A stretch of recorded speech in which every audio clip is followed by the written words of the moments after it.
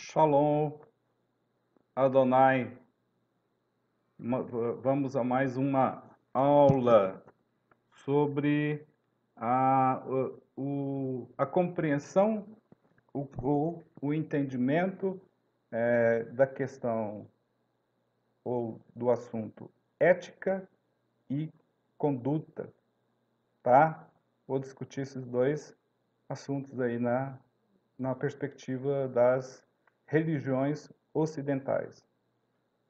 Roda a vinheta.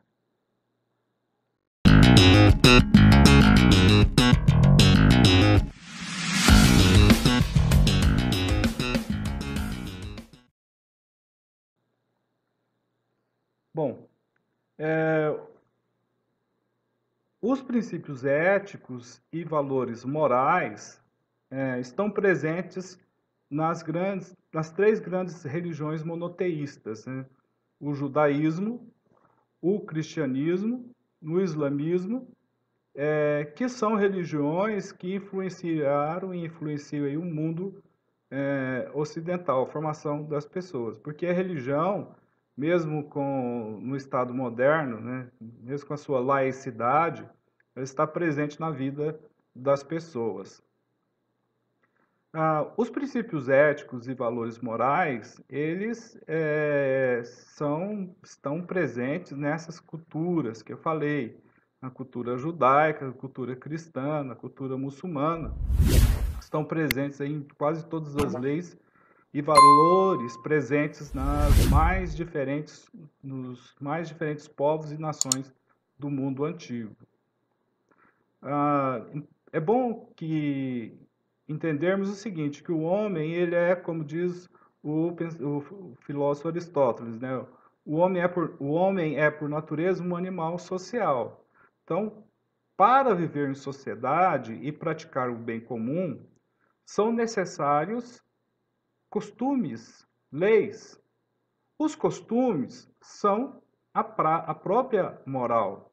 Os costumes diz respeito à moralidade da sociedade. O ser humano, por ser racional, é capaz de criar uma moral para possibilitar a vida na sociedade. Os costumes morais existem no interior de cada sociedade.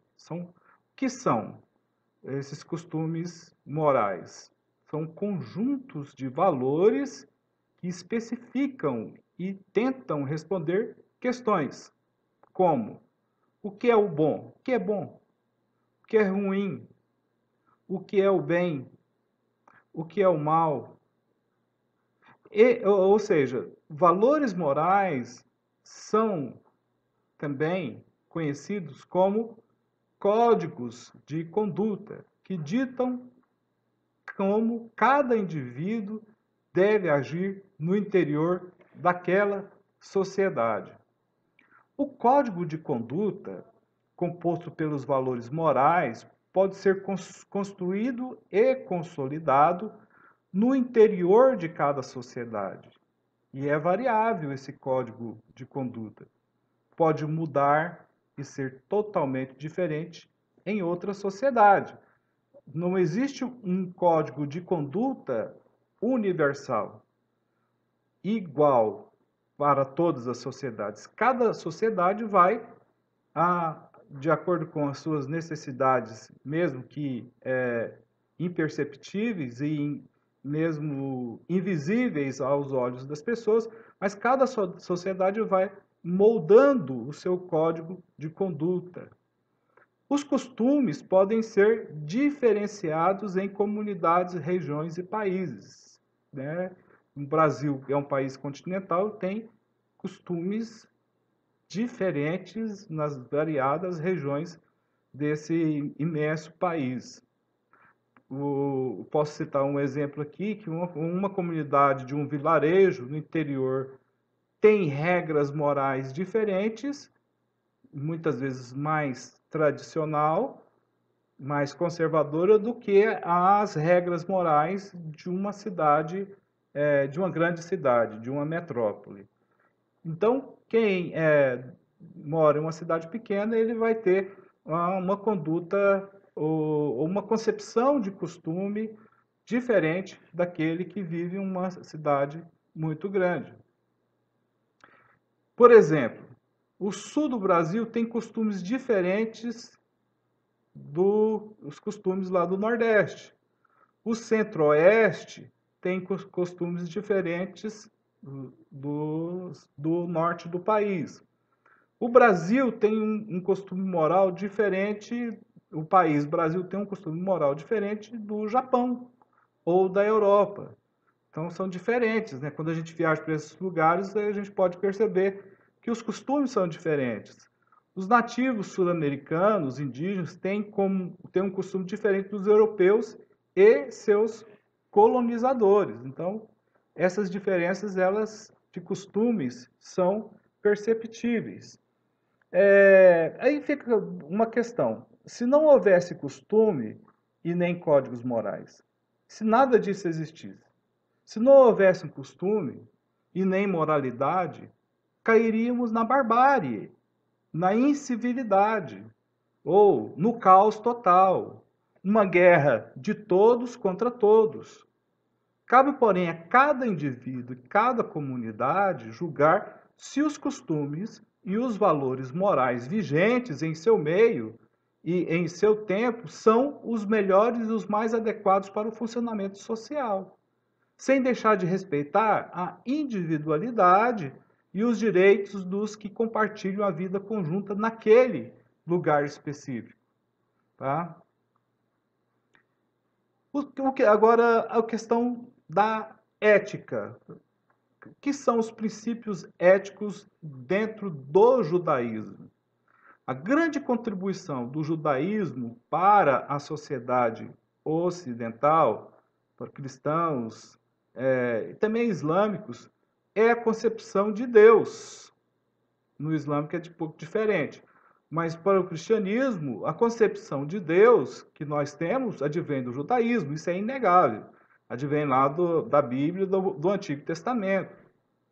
Nas religiões dos romanos e dos gregos, ou dos sírios, tinham deuses que podiam ser imorais e indiferentes com a humanidade. Já na religião judaica, no Antigo Testamento, mostra um Deus justo que prega o amor e a bondade, diferente das religiões asiáticas. O judaísmo afirma que o material é bom e é a parte inata do homem que há de desfrutar tanto do material como do imaterial. Olha o que diz a Bíblia em Gênesis capítulo 1, verso 27 e o verso 28. E criou Deus o homem à sua imagem e semelhança. Criou ao homem e à mulher. Sejam fecundos e multipliquem-vos e encham e subjuguem a terra, exerçam domínio sobre os peixes do mar, sobre as aves do céu e sobre todo ser vivente que se move sobre a terra. Essa é uma visão materialista, material do judaísmo, que tem por característica aí a civilização ocidental. Nós temos uma visão materialista das coisas. Pode ter as suas origens, essa visão pode ter suas origens nesta visão deixada para nós pelo judaísmo, pelo Antigo Testamento, baseada na supremacia do homem sobre os animais e sobre toda a natureza. A moralidade também foi fundamental na visão judaica. Na Bíblia hebraica, na Torá especificamente, ou em todo o Antigo Testamento, na Tanakh, né, que é a Bíblia dos judeus, contém 613 mandamentos. Tá? Segundo experientes rabinos, os mais importantes desses mandamentos são os 10 mandamentos. Você tem 613 mandamentos. O mais importante são as 10 palavras, que nós chamamos de decálogo. Então, os 10 mandamentos ditados por Moisés foram incorporados tanto no cristianismo como no islamismo. E aí está a influência do judaísmo nesses dois nessas duas religiões. Daí podemos entender, então, a importância dos 10 princípios éticos que moldaram de forma importantíssima quase todo o mundo ocidental e islâmico. Esses mandamentos são a base da ética de gerações da Europa, da América, parte da Ásia e parte da África. Tá? Porque se você quiser ler os 10 mandamentos, está lá em Êxodo capítulo 20 e também em Deuteronômio capítulo 5, do 1 ao 21. Né? Então já está os mandamentos lá: não matarás, não cometerás adultério, não furtarás, não darás falso testemunho, depoimento contra o teu próximo, não cobiçarás a casa do teu próximo, não tomarás o nome do seu Deus em vão, não farás para ti ídolos. Né? São os 10 mandamentos.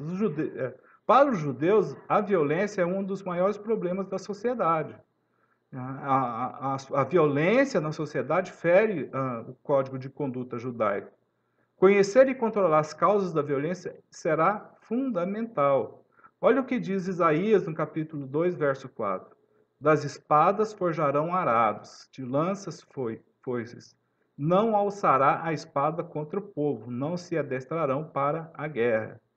Então, a concepção que nós temos a partir disso, e que podemos afirmar, é que o judaísmo é rígido, possui regras morais e éticas bem amplas, tá? Definidas, transmitidas através da Torá, que abrangem todas as áreas da vida da pessoa, desde o seu nascimento, lá com o oitavo dia, quando o macho o varão, né, judeu, só faz a circuncisão, até o seu último dia na terra.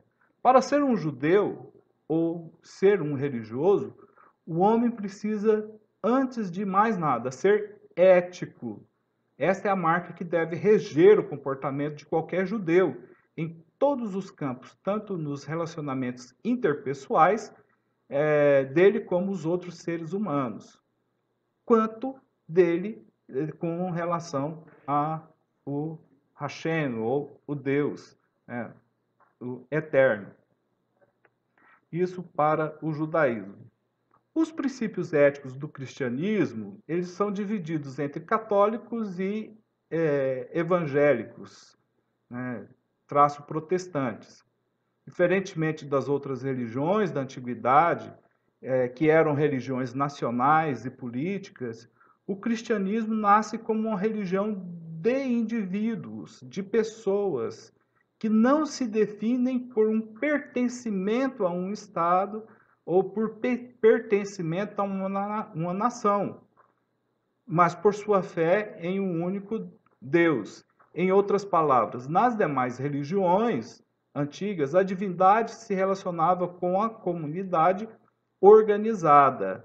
No cristianismo, Cristo relaciona-se com o indivíduo que nele crê. Então, isso não está cerceado a uma nação, não está cerceado a um só povo, a um só período ou a uma ideologia política. Não. O cristianismo ele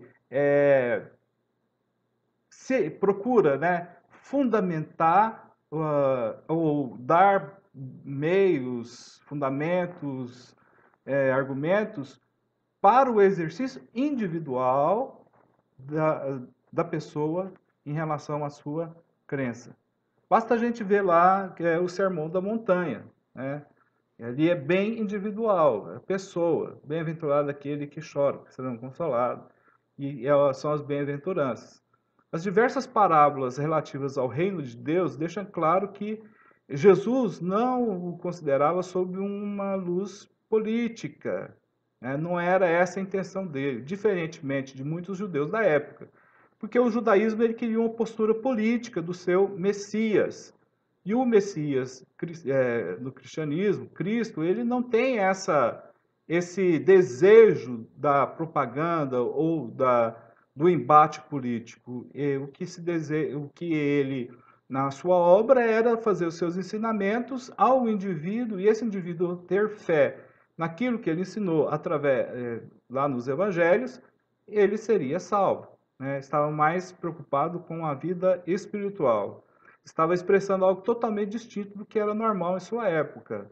São características, por exemplo, do Sermão da Montanha, a rigorosa exigência ética e a insistência básica na caridade, no amor, em oposição a todos os mandamentos e todas as interdições tão típicas do judaísmo daquela época. Jesus insistia num amor incondicional a Deus, né? Amar a Deus sobre tudo, sobre todas as coisas, e amar ao teu próximo como a ti mesmo. Essa era a mensagem de Cristo, e isso está presente no Sermão da Montanha. Pelo contrário, ampliou no Sermão da Montanha, quando Jesus fez o Sermão da Montanha, ele não estava ali dizendo que ele deixou de lado os 10 mandamentos, ou ele tirou os 10 mandamentos. Não, pelo contrário. Ele ampliou sua validade, ou seja, não é suficiente amar o próximo, você deve amar até mesmo os seus inimigos, né?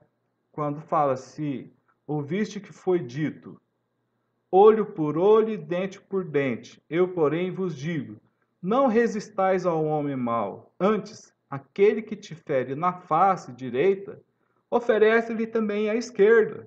E aquele que pleitear contigo para tomar-te a túnica, deixar-lhe também a veste. E se alguém te obriga a andar 1 milha, caminha com ele 2. Dá o que te pede e não volte as costas ao que te pede emprestado. Esse é um texto de Mateus capítulo 5, dos versos 38 a 42. Muitos acharam difícil engolir essas e outras palavras do Sermão da Montanha.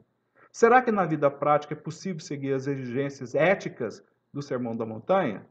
E se não for, como devemos interpretá-lo, né?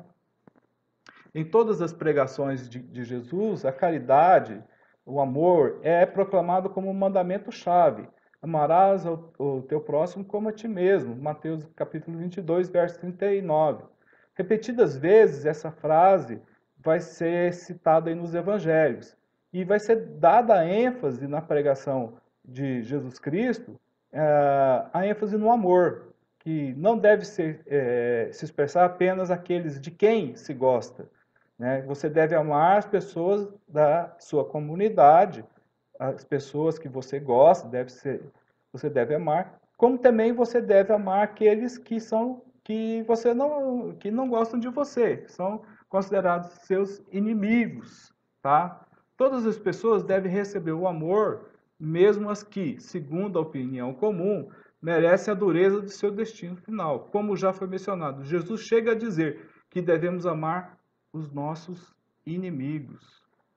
Essa é a ética do cristianismo, está fundamentada no amor. Vamos ver então a ética no islamismo. O Islã, que teve origem lá na Arábia e ainda hoje está intimamente relacionado com a cultura árabe, entre outras razões, porque o livro sagrado dos muçulmanos, o Corão ou Alcorão, foi escrito em árabe, é muito importante no Islã. Embora hoje só uma minoria dos muçulmanos seja árabe, né, não é porque o cidadão é muçulmano que ele é árabe, nada disso. O Islã está presente, o muçulmanismo está presente e sendo difundido em vastas regiões da Ásia e da África. E é praticado por 1/7 parte da população do mundo. Por volta de 15% da população mundial pratica a religião islâmica. Atualmente é a segunda maior religião do planeta, perdendo apenas para o cristianismo. As obrigações religiosas, os 5 pilares aí do islamismo, que estão no Alcorão, que é o livro sagrado dos islâmicos, são os seguintes, as obrigações: o credo, a oração, a caridade, o jejum e a peregrinação a Meca. Primeiro, o credo. Qual é o credo dos muçulmanos?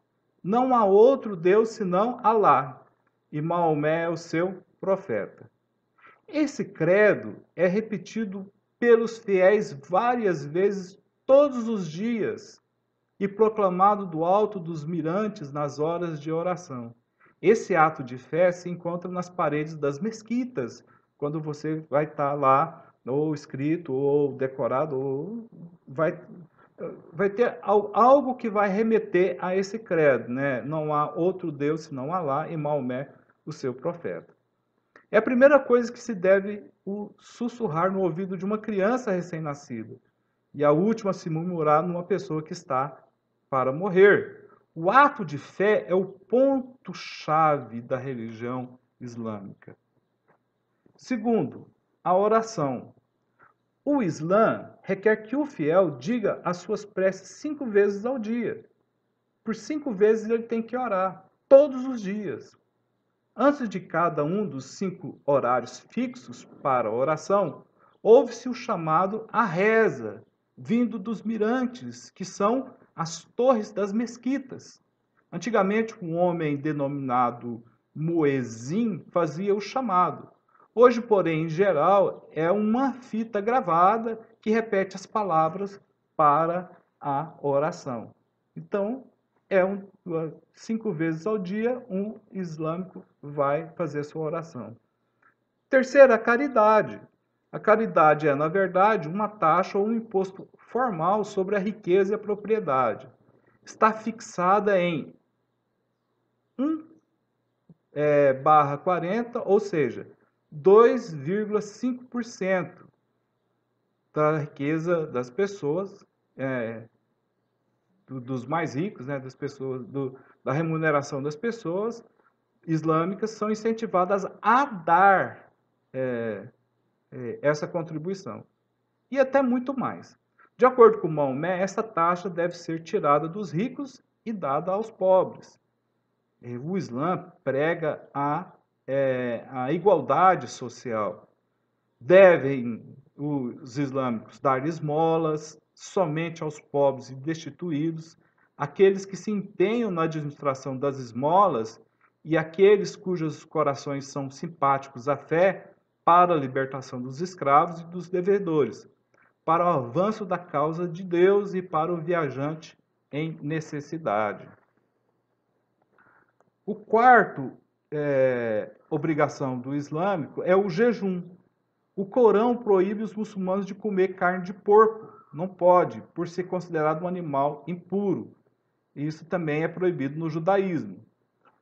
Proíbe o uso da bebida alcoólica. O mês de jejum é conhecido como Ramadã, que é o 9º mês do ano lunar, que é setembro, entre o nascer do sol e o pôr do sol. É proibido, durante esse período de luz solar, é proibido comer, beber, fumar e namorar. Os viajantes, os doentes, as crianças e as mulheres grávidas ou quem está amamentando cumprem o jejum em outra data posterior, mas cumpre. À noite, essas proibições são suspensas. Não tem luz do sol, então à noite aí essas proibições são suspensas. É assim em diversos lugares, a vida noturna dos países muçulmanos é animada, tem boa comida, bebida, já outros vão à mesquita para fazer as suas orações. E quinto, todo muçulmano tem que fazer uma peregrinação a Meca. Tem que ser adulto, que disponha de meios para realizar essa peregrinação a Meca. Ele deve fazer uma vez na vida. Ali em Meca se encontra o santuário sagrado mais antigo do Islã, que é a Kaaba. Trata-se de um edifício quadrado, coberto por um pano negro. No canto da Kaaba fica uma pedra negra incrustada na parede, e essa pedra tem enorme significado simbólico para os islâmicos. Tá? Então, fazendo uma revisão, nós falamos sobre os princípios éticos e morais das religiões de matriz ocidental no judaísmo, no cristianismo e no islamismo, bem como seus preceitos, como eles influenciaram a cultura de quase todos os países do mundo ocidental. Até uma próxima aula.